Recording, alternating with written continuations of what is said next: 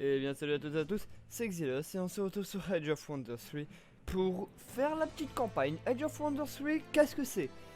C'est tout simplement un jeu de stratégie en tour par tour ou en tour simultané. The wheel of ages turns, set in motion by two opposing. Chut, en anglais, je vais lire le texte, ça sera plus simple. Et bien sûr le dire en français. Donc du coup, c'est un jeu de stratégie, purement et simplement, dans lequel il y a des systèmes de recherche, des classes diverses et variées, pareil pour les races.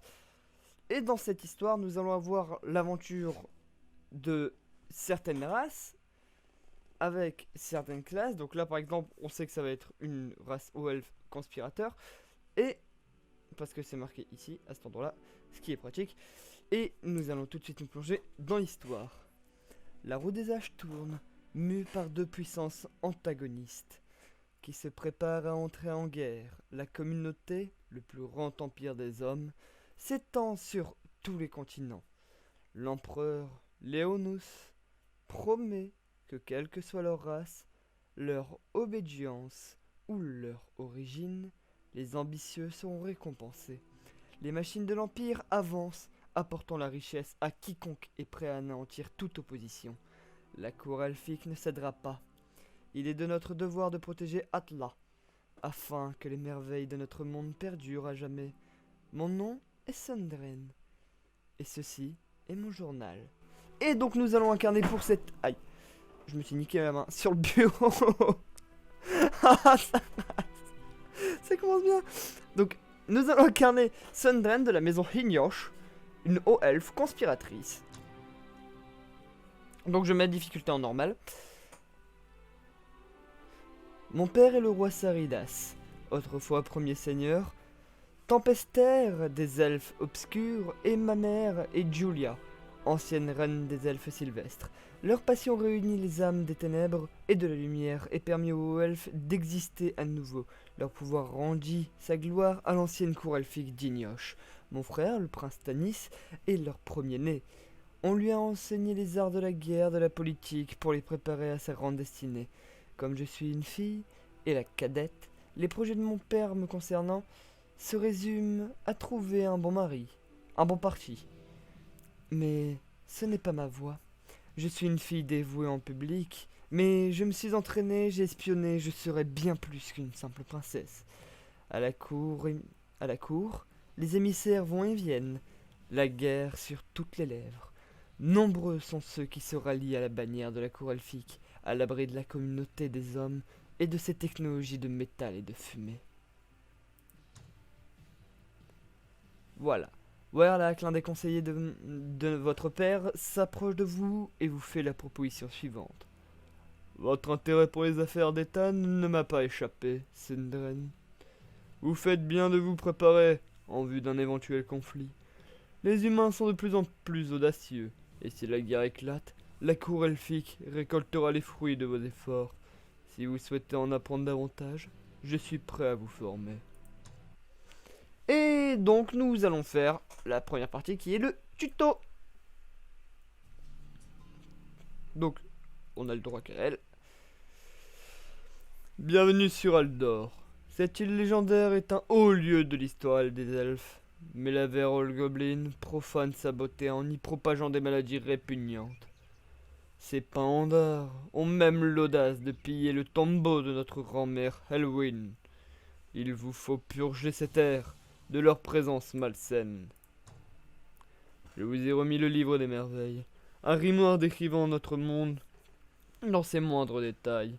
Je serai amené à y faire référence régulièrement à l'avenir. Et donc du coup on commence le tuto en beauté, parce que les mots bleus sont justement ce qui nous permet de faire la consultation pour le livre des merveilles, qui est littéralement la base de toute chose. Il y a tellement de choses à apprendre dessus que littéralement, si vous le souhaitez, je le ferai. Mais pas pendant le jeu. Parce que j'expliquerai les compétences pendant le jeu, mais avec le livre sûrement, parce que ça sera plus simple pour moi. Mais pas tout le livre, parce que le livre, il est juste trop complet. Donc vraiment dans une vidéo, ça ferait pas. Commençons par construire un entrepôt dans votre village. Et il stimulera sa croissance et lui permettra d'atteindre le statut de bourg plus rapidement. accroissant aussi l'étendue de votre domaine, ses revenus, sa capacité de production, des atouts indispensables pour former de nouvelles armées. Donc voilà, là ils nous expliquent qu'il faut cliquer sur la ville correspondante. Voilà, là ils nous disent... Donc, là c'est toujours le même, hein. Bienvenue dans votre ville. Et donc du coup, il faut sélectionner la ville pour y trouver des informations sur la population actuelle qui est ici. Ici, notre vitesse de construction, la population en croissance, là c'est la population totale, la recherche que nous fournit la ville, l'argent que nous fournit la ville, le mana que nous fournit la ville, nos ressources totales, ce qui est entre parenthèses, c'est notre revenu par tour, c'est-à-dire ce qui augmente ou baisse, avec un plus ou un moins qui est devant avec les chiffres et autres. Là c'est notre niveau de notre vitesse de recherche pour justement le livre de merveilles plus tard, que j'expliquerai, etc., etc. Donc voilà, là il nous l'explique. Je vais laisse mettre en pause. Parce que moi je l'ai déjà vu. J'ai déjà fait la campagne totale, mais elle est tellement vénère. Voilà. Donc là par exemple, il nous demande, on va faire tout simple, hein, il nous demande de construire un entrepôt. Construire un entrepôt. Et toujours, voilà. Et donc là c'est justement donc les bougies qu'il y a là-haut vont indiquer notre force de recherche. Et justement chaque unité, on va dire, de trucs, nous demande un certain point de bougie qui sont cumulables au fur et à mesure. Et à côté justement le nombre de tours qu'il nous faudrait pour l'avoir. Ce qui fait que par exemple, le premier truc que je vais faire, c'est le vaurien.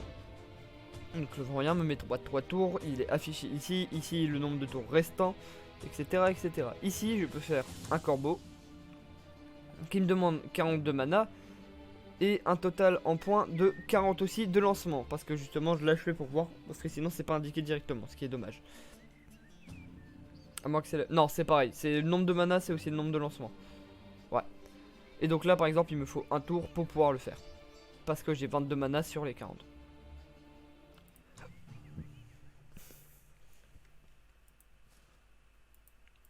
Donc là voilà, je prends mon unité, je la déplace avec clic droit, je la bouge avec je la sélectionne avec clic gauche. J'ai pas lu le texte, c'est magnifique.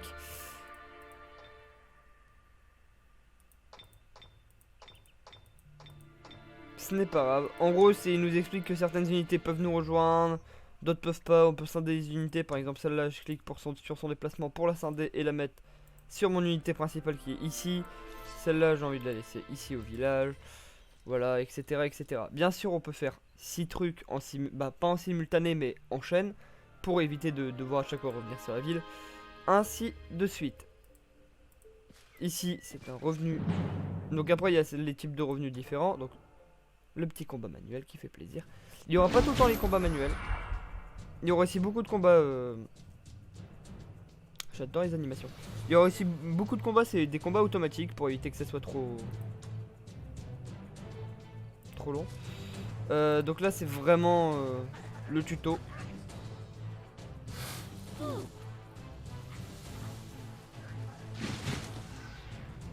Oui, je peux accélérer, mais je le ferai pas.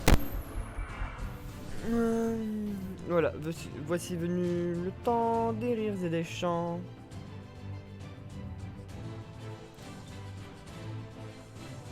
Voilà, par exemple, si je veux optimiser, je fais ça, ça et ça. Les déplacements verts nous permettent de faire plus d'actions et les déplacements rouges un peu moins d'actions.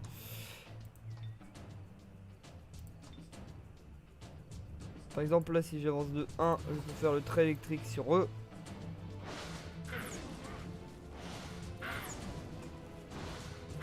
Et malgré les apparences, c'est toute une question de placement.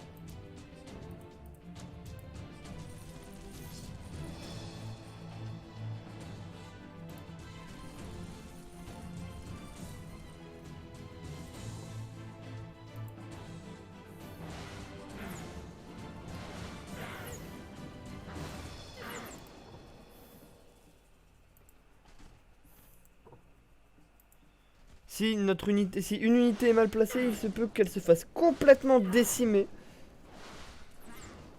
Voilà. Comme par exemple, eux, ils étaient mal placés par rapport à mes unités, et donc du coup, ils se sont fait complètement décimer.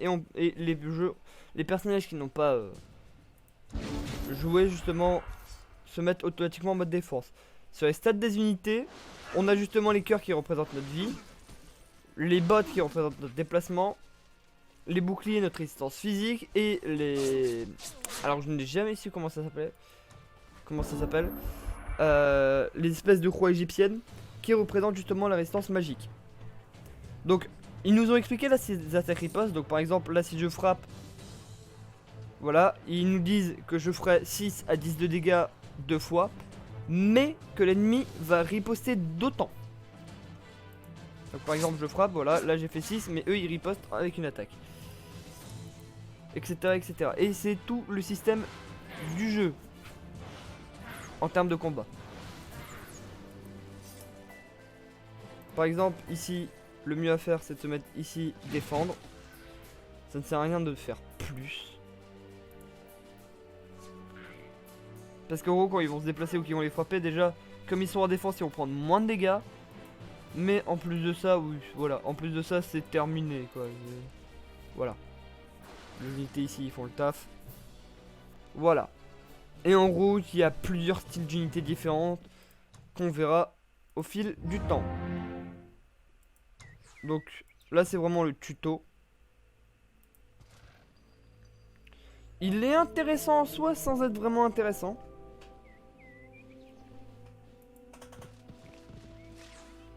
Voilà, là par exemple, il nous dit qu'il y a un drone espion, nanana.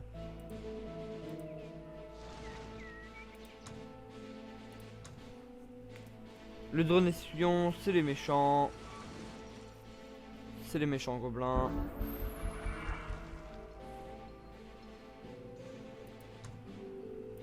Donc, voilà, pour passer le tour, il y a deux façons, soit on clique.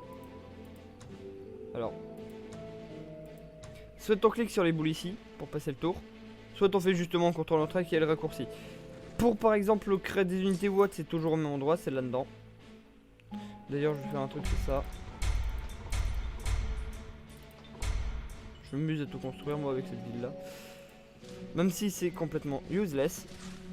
Voilà, donc là, ils vont nous montrer justement pour les villes indépendantes. Donc les villes indépendantes, quand on les découvre, il faut faire un traité de paix avec eux. Une fois le traité de paix fait, on peut voir justement le contour extérieur qui devient vert. Normalement il est noir, donc il devient vert. Quand on est en guerre avec eux, ils sont rouges. Et ils peuvent nous proposer des quêtes. Les quêtes, on peut voir justement les récompenses dedans. Bon là ils les montrent pas, mais normalement on voit les récompenses dedans. Ça peut être des fois des traités de vassal, d'autres fois c'est des traités de Nani, des traités de Nana. On voit aussi le nombre de tours qu'il y a. Donc là il n'y a pas de limite de tours et c'est en moyen. Etc, etc. Bien sûr on peut aussi acheter le fait qu'ils deviennent nos vassals. Ce qui est assez spécial. Voilà, là on va trouver une autre facette des unités qui sont justement les feux follets. Qui sont un autre type d'unité.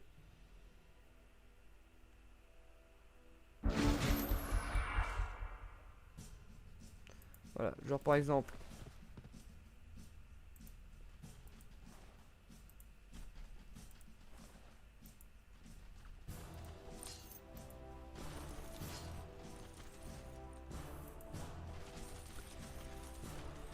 Hop. Donc voilà, là par exemple, on a le nodus de mana. Sur le nodus de mana, on a un malus. Qui est justement que toutes les créatures surnaturelles, dans tous les êtres surnaturels, sont restaurées. Donc c'est que les créatures qui sont d'origine magique ou invoquées sont justement restaurées. Les feux follets sont justement, comme on peut voir en cliquant dessus, je ne sais jamais où on le voit, c'est ça qui est beau. J'aime bien parce qu'il y a toujours une petite histoire pour expliquer le... donc là on peut voir les stats, les facultés aussi, mais ça il y en a tellement que... Voilà, c'est en mettant son truc, on voit que c'est une fée. Et une fée après faut aller voir dans le livre et tout. Donc bah je vais le faire, tiens, hop.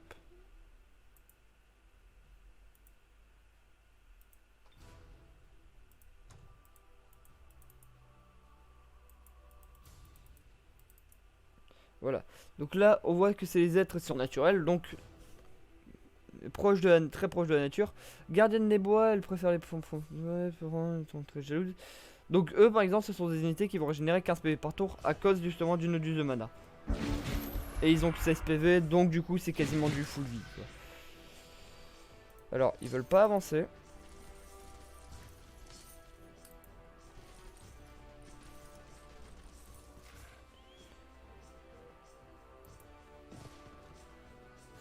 Qui est assez fâcheux.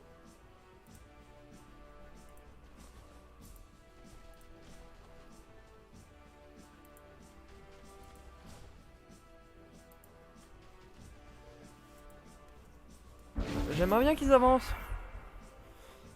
Voilà. Donc hop là, voilà. Et ces unités là ont une faculté qui est justement ceci, disparition, qui est littéralement une téléportation.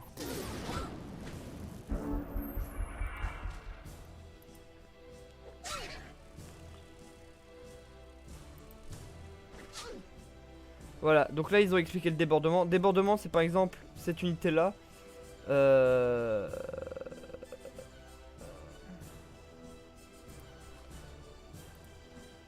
Voilà, cette unité là, elle est derrière celle-là, parce que quand je veux me déplacer, j'ai pas de contre-coup. Tandis que celle-là, si j'essaie de me déplacer, voilà, il y a un contre-coup.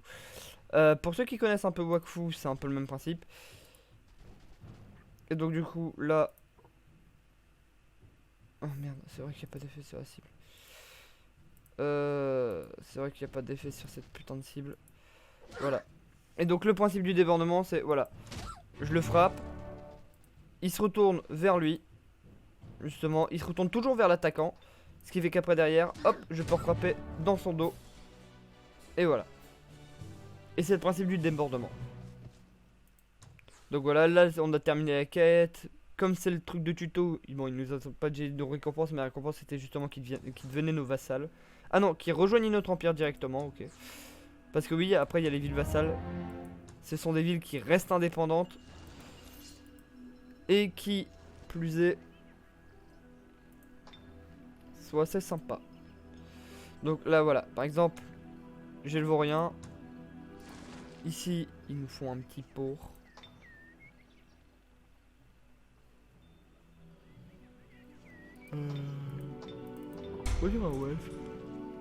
Voilà, là il nous demande de détruire le repère de brigands, mais je ne peux pas y aller.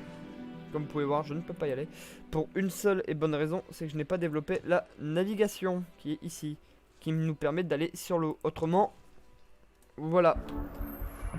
Donc là, moi j'ai fini le vaurien, j'ai eu mon entrepôt.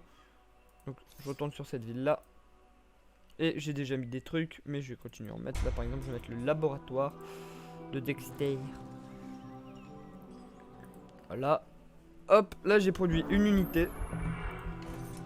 Que j'ai demandé. Donc là ça va être un peu chiant. Parce qu'il va falloir un petit temps de préparation quand même.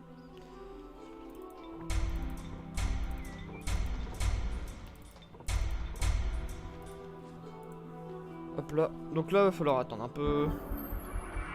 Voilà, là c'est un petit côté chiant. Là c'est le petit côté chiant parce que je suis obligé d'attendre d'avoir la navigation. Ça c'est autre chose. Ça c'est que... Alors, ça cela vient du DLC Eternal Lord, qui est un DLC qui rajoute justement les niveaux de race. Les niveaux de race, qu'est-ce que c'est? Ben, littéralement, c'est des... Au bout d'un certain temps, je sais pas tous les combien de temps, malheureusement, on gagne un niveau de race. On a le choix entre deux bonus. Soit un bonus qui augmentera une de nos unités, ou plusieurs unités. Genre là, c'est terrain de tir, confère des dégâts supplémentaires aux armes à distance des hauts elfes, à arc droit, et aux chasseurs hauts elfes. Et, ou alors sinon le mercenariat économique qui permet au terrain de tir de produire plus de population. Moi je prends le deuxième qui produit plus de population parce que c'est mieux pour moi. Là ici je vais produire c'est maîtrise des poisons, ça sera pratique pour plus tard. Et là voilà, maintenant que j'ai navigation avancée, je peux me rendre sur l'eau. Voilà. Et au prochain tour je pourrai aller attaquer normalement sur la terre ferme. Donc, voilà. Là on a monté de niveau, on va retourner sur la terre ferme. Là j'ai eu un coffre. Un petit truc qui traînait.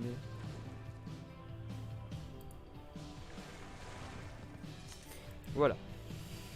Hop là, on est où? On passe. Et là, on va appliquer un autre truc. Et là pour ça je dois afficher la grille hexagonale pour bien expliquer. Voilà. Donc les grilles sont en case de 6. Et là on peut voir que le camp, il a ici. Donc là j'ai entouré le camp.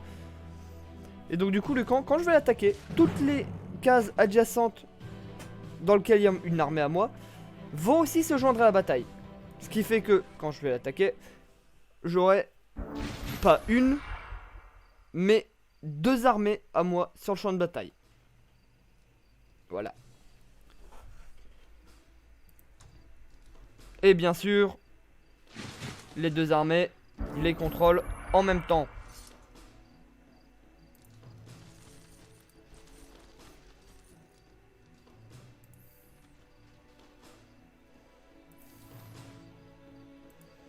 Non, ça n'aurait pas été drôle.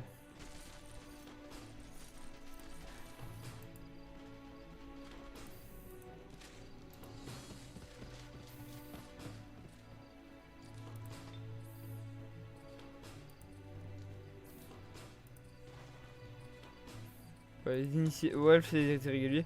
Les irréguliers peuvent très bien ont certaines facultés particulières. Arc droit, c'est des flèches. Les piquiers, ils ont toujours l'initiative, c'est-à-dire l'initiative, c'est qu'ils attaquent toujours en premier.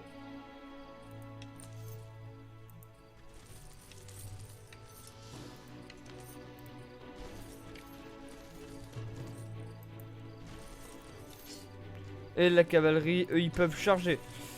Et ils ont disparition. Donc disparition, c'est la TP. Et charger, en fait, c'est plus de 3 cases. L'attaque au corps à corps à plus de 3 cases fait plus de dégâts. Donc voilà, cette unité là se déplace. Aïe. Ça picote un peu.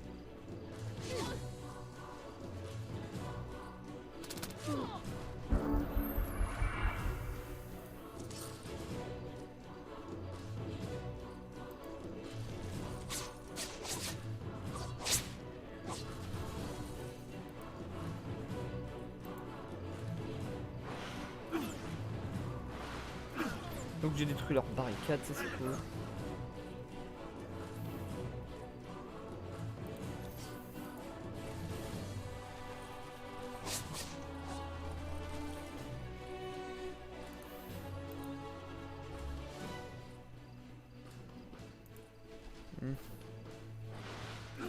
Autant attaquer le plus faible, plus rentable.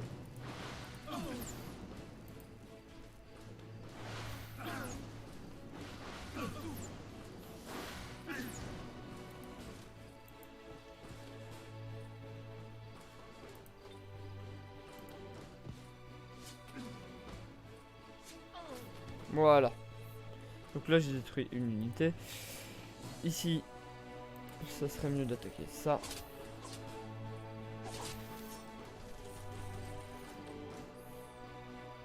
Et là par exemple voilà, charge, je fais 14 à 22 de dégâts grâce à la charge. Ce qui est très pratique.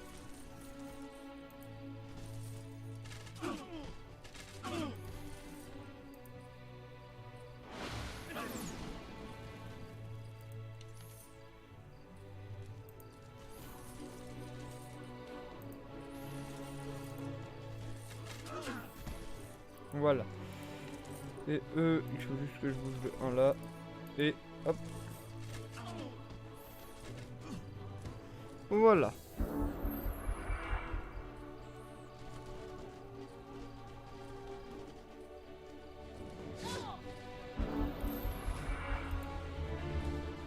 Ah, là c'est une réussite critique. Donc du coup les 3 coups vont faire full dégâts obligatoire. Ça c'est pratique.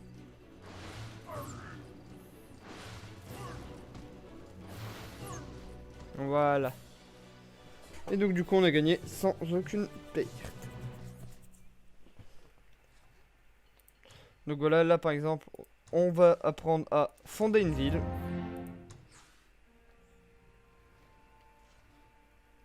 Non, je ne prends pas les récompenses.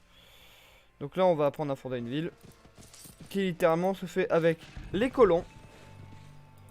Donc les colons peuvent fonder une ville. Ça coûte 100 d'or pour fonder la ville, on peut l'appeler comme on veut. Et au prochain tour, j'aurai ma ville, qui sera fondé là où j'ai placé mon colon, qui est ici.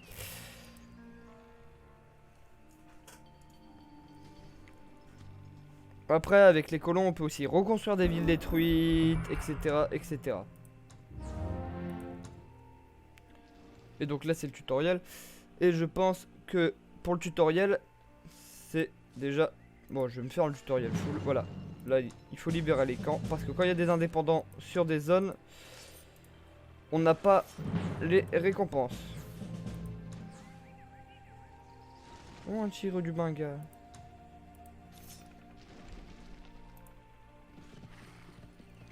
Voilà.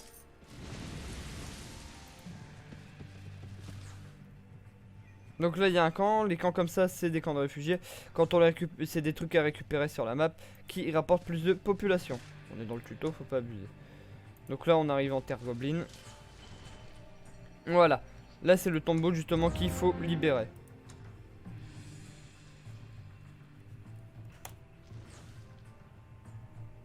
Et voici la caverne pour justement plus tard.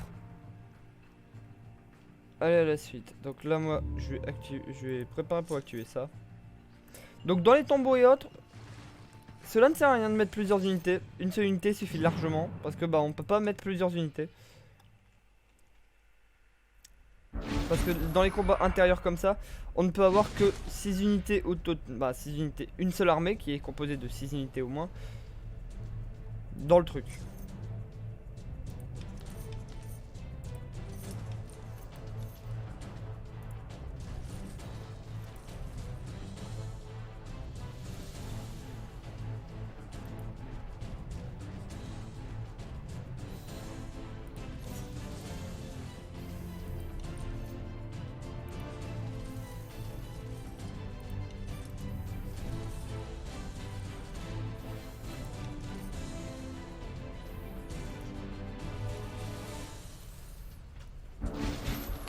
Voilà, on prépare. Il ne préfère pas avancer.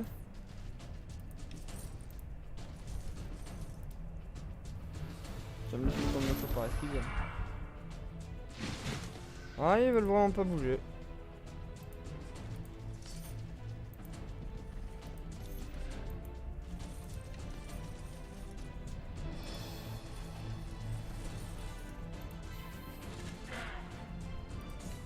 Donc du coup,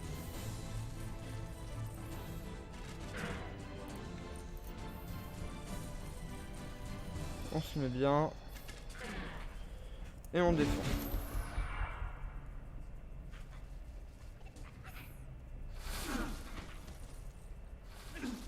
Ouais, il prend cher. Ok. Ils mettent très cher. Mais nous aussi.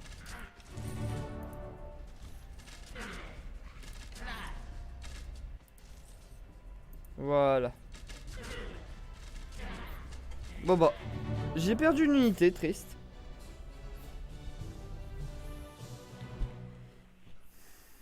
Une voix familière et pourtant étrangère se fera un chemin dans votre esprit. Je suis fier de toi, mon enfant. Des heures sombres se profilent à l'horizon, mais j'ai confiance en tes capacités. Apprends à discerner le bien sur le visage des inconnus qui croisent ton chemin et le mal dissimulé par dans les lieux qui te semblent pourtant familiers. Je suis morte par la faute d'un complot fomenté au sein de nos propres forces.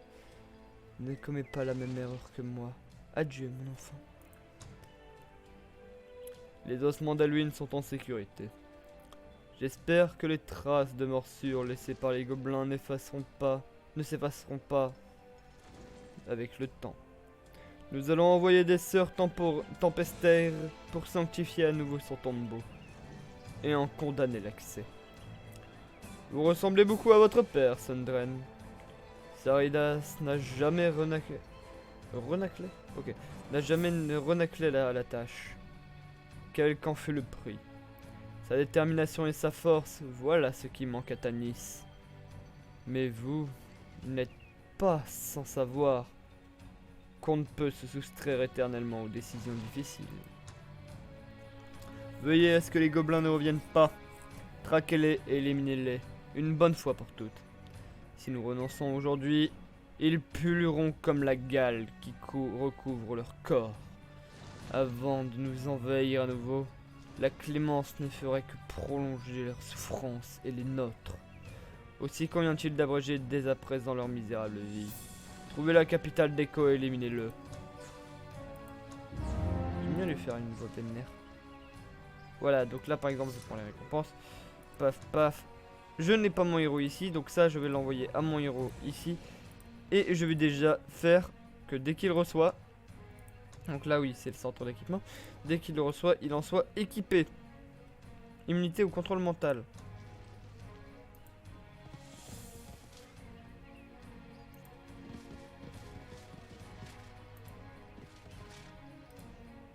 Voilà. Donc on peut passer par la caverne qui nous avait montré justement là-bas. Mais personnellement j'aime bien attaquer de face. Surtout parce que c'est le tuto. Donc voilà, mon dirigeant a monté de niveau supérieur. Donc du coup je peux lui prendre une capacité. On va lui prendre la capacité perforation d'armure avec mutilation.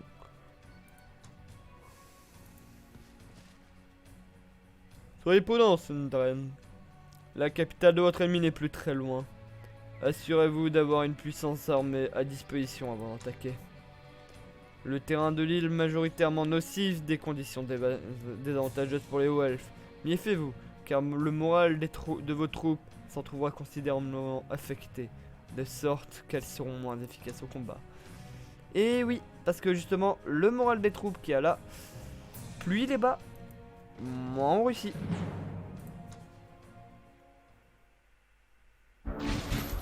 C'est un peu chiant qu'on est obligé de faire que des combats manuels. Donc voilà. Donc là ça fait ressusciter les unités au hasard à chaque phase de combat. Les unités ressuscitées reviennent avec 50% de PV.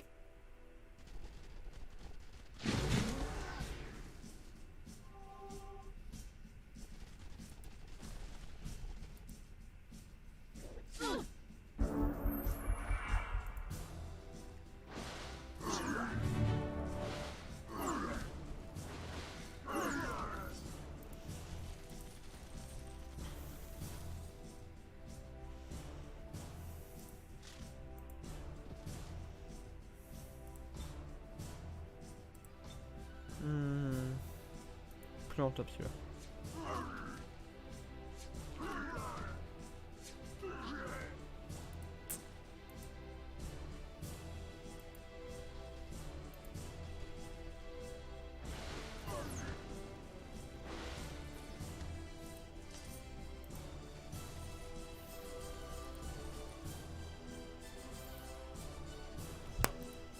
Voilà. Et à chaque phase de combat, comme ils sont réanimés avec 50% de leur PV, ça va être assez l'enfer. Avec l'autre qui soigne derrière, ça va être cancer.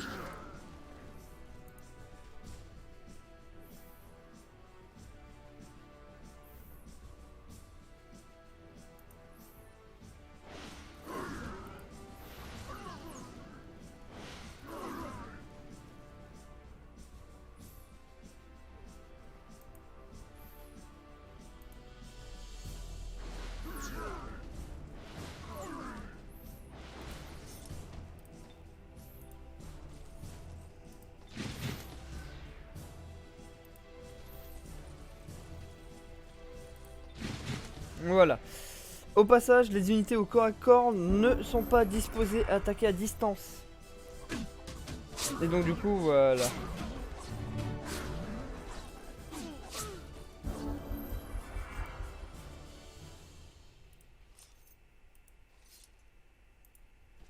On va les déborder.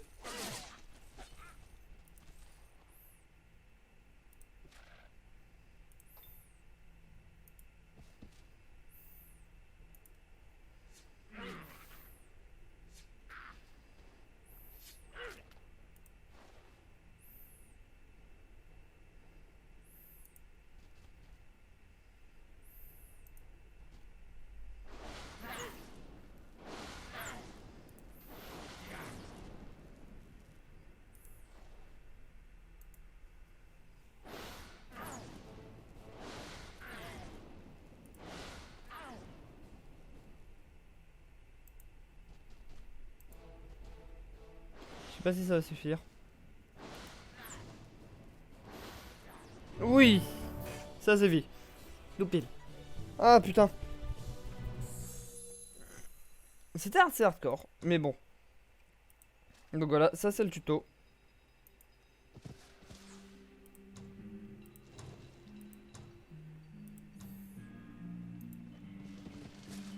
Donc voilà, là ils vont nous apprendre à utiliser les armes de siège et à assiéger une ville. Je n'aime pas les combats auto personnellement. Bah, je n'aime pas les combats manuels personnellement. Voilà, donc comme on peut voir, il y a des murs et tout. Voilà, là ils nous demandent. Pardon. Donc là ils nous disent justement que eux, sur les murs, ont un avantage de 2 de portée.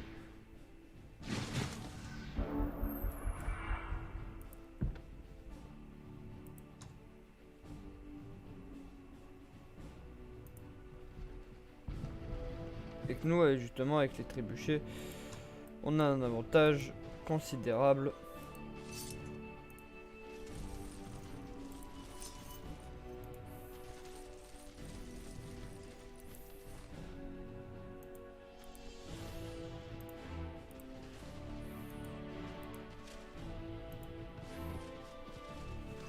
Par rapport à là où on est. Parce que les trébuchets, eux, ils peuvent défoncer les murs.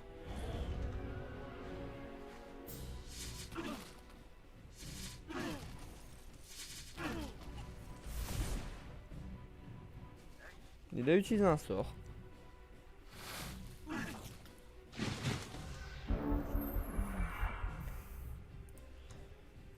Voilà. On va faire cible empoisonnée. Des petites fléchettes empoisonnées qui font du bien.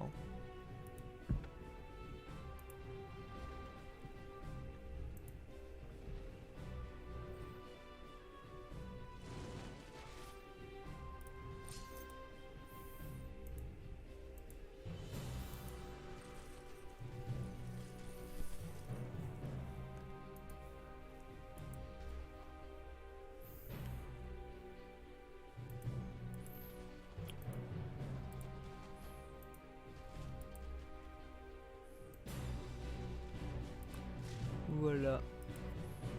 Voilà. Oui, les sorts que l'on lance au passage sont justement comme si c'était le commandant.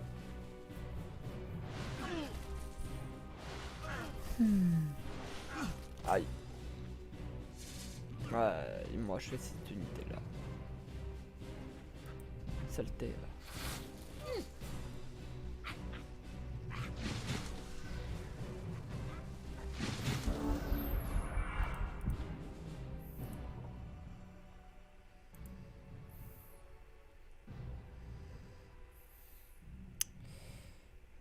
Ma machine elle a cécité, c'est un peu chiant ça par contre.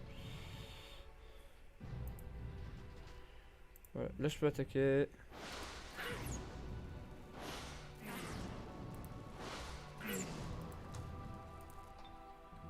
Je peux en faire la pluie.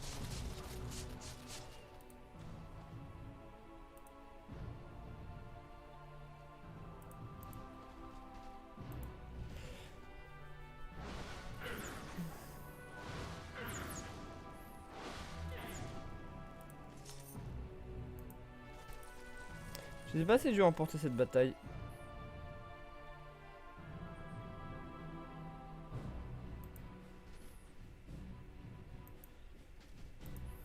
Mais j'espère bien.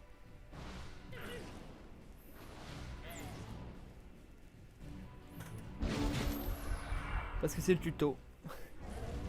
Mais même dans le tuto, c'est pas si facile que ça.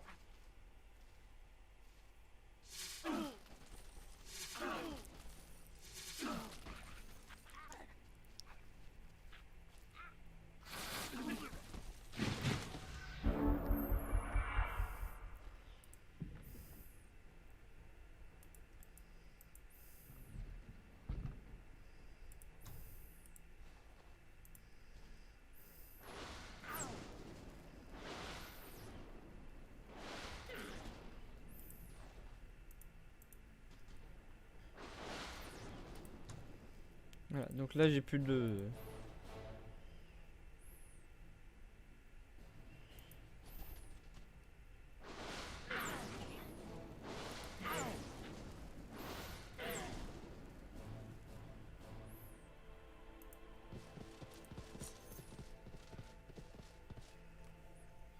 J'ai plus de... Un truc adéquat.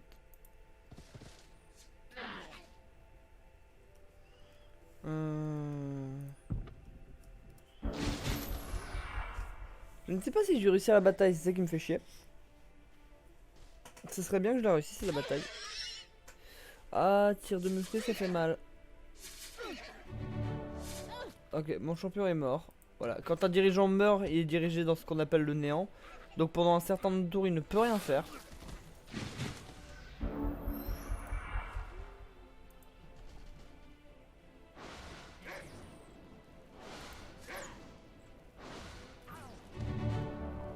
Voilà, j'ai réussi à buter leur champion.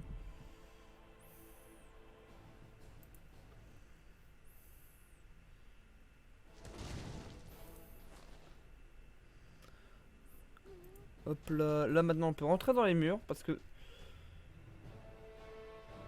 j'ai réussi à péter leur mur.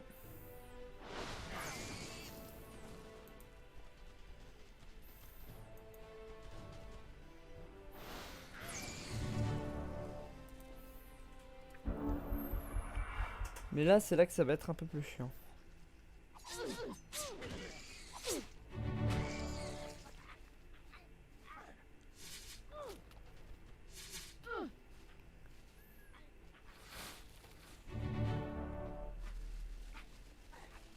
Parce qu'il reste encore, comme je l'ai déjà dit auparavant, les unités de distance et de corps à corps.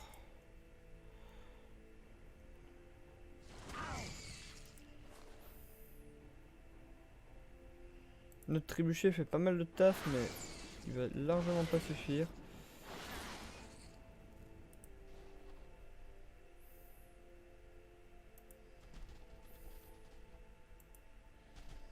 Est-ce que eux ils vont suffire? Oui. Donc voilà, 3 contre 3.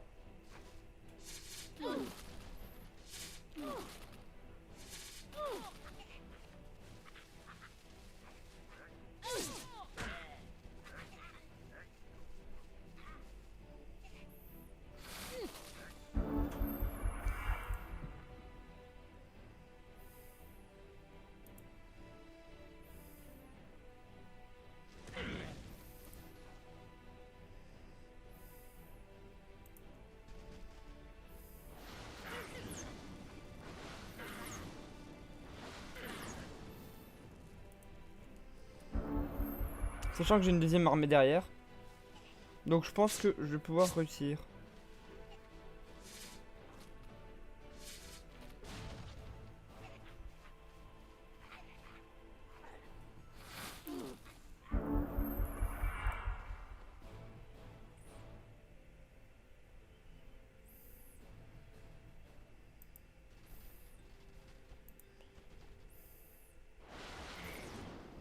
Voilà. On va voir si ça va marcher, ce que je pense faire. Si ça passe tant mieux, sinon bah... fuck it.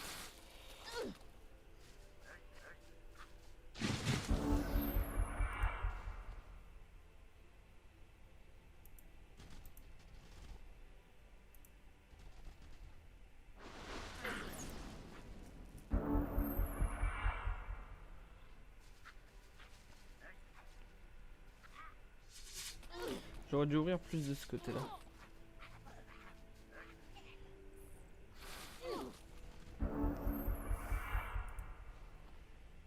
Là, je me fais flinguer. Ce qui est tout à fait normal.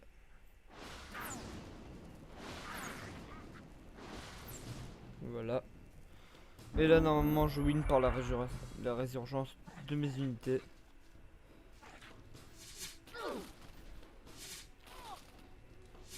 Enfin, normalement.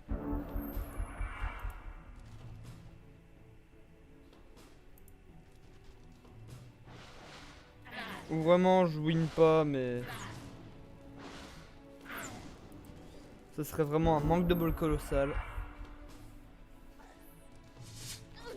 Non, je win pas.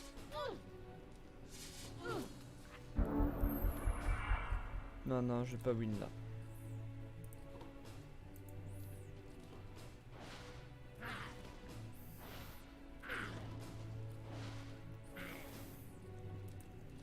Je vais pas win, je vais pas win. Donc là, normalement, mon unité, elle perd.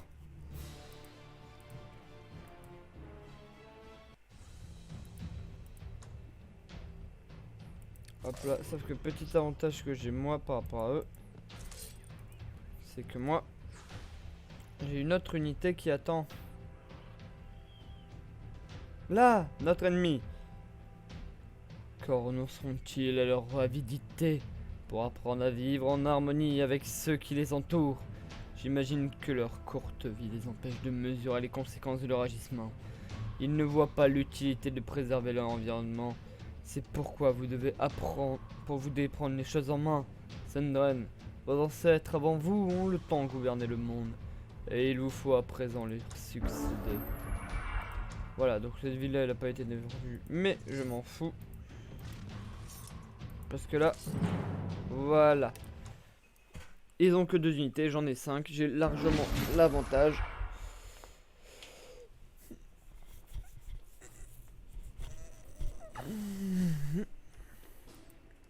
On va voir comment ça va tourner.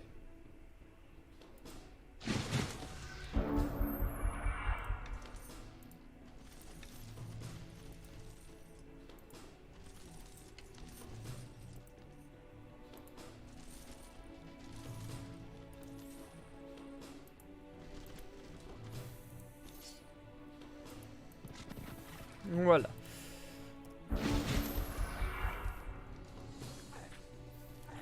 Voilà, il se déplace pour nous attaquer, ce qui est normal.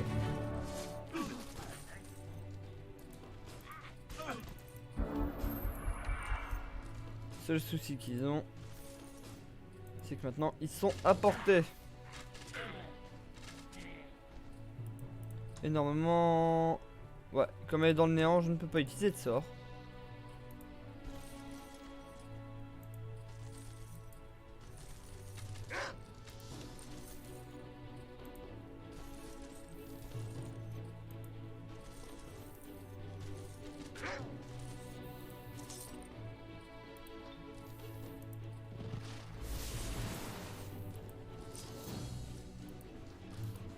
Voilà, disparition c'est complètement bien pour justement passer les murailles.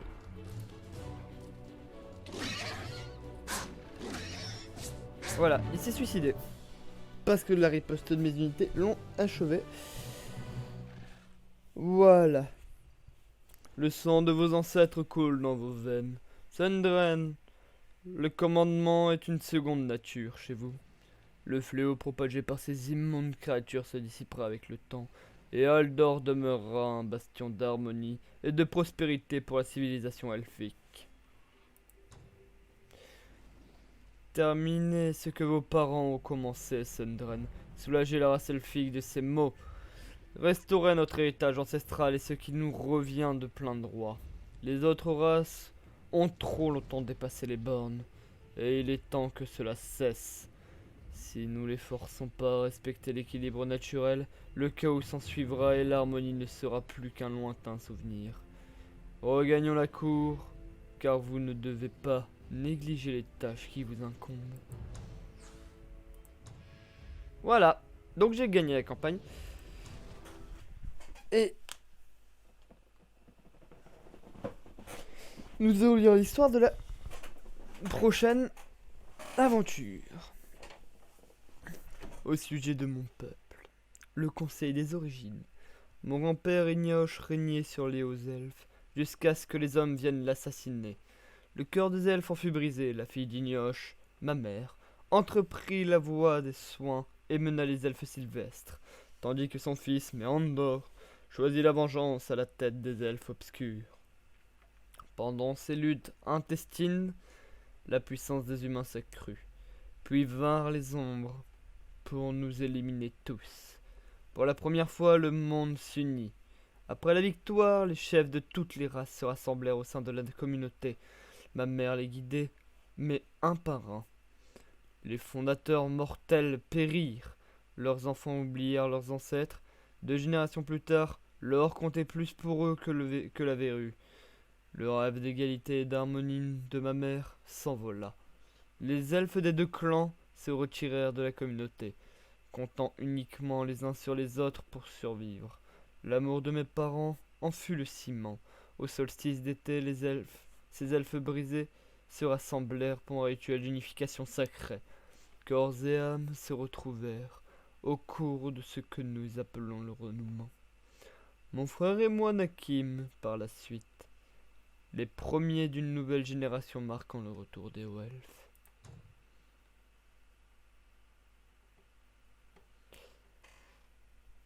Adieu à la cage dorée. J'ai eu l'occasion de m'échapper de ma cage dorée lorsque Tanis a été envoyé négocier avec la communauté au Conseil des origines. Je me suis glissé parmi les courtisans pour rejoindre mon frère. Tanis pense que la guerre n'est pas inéluctable. Putain, j'ai du mal à lire. Ouh, je sais même plus parler aussi. Mais au cours de mes rondes nocturnes, j'ai entendu nos alliés, même les plus faibles, parler de leur soif de pouvoir. Ces seigneurs vendraient leur propre famille pour prendre l'avantage dans le conflit qui s'annonce. Tanis est un guerrier, mais il préfère la paix. Il répète les paroles de ma mère. La diplomatie est essentielle pour éviter la guerre. Je crains qu'il ne soit trop tard, et que l'histoire ne se range du côté de celui qui frappe le premier. Le conseil doit avoir lieu au bassin des origines. C'est un lieu sacré où les chefs viennent régler leurs différends. Gardé par un sage orc nommé Gamblag, grâce à ses pouvoirs, les émissaires peuvent participer au conseil sans crainte de violence. Pourtant, en approchant du bassin, nous entendons du bruit dans les bois, comme si l'on nous pistait. Tanis me laisse en compagnie de ses gardes, alors qu'il pénètre dans le domaine de Gamblag. Et nous allons nous arrêter là, les amis. Sur ce, je vous dis à un prochain épisode. Ciao, bye bye.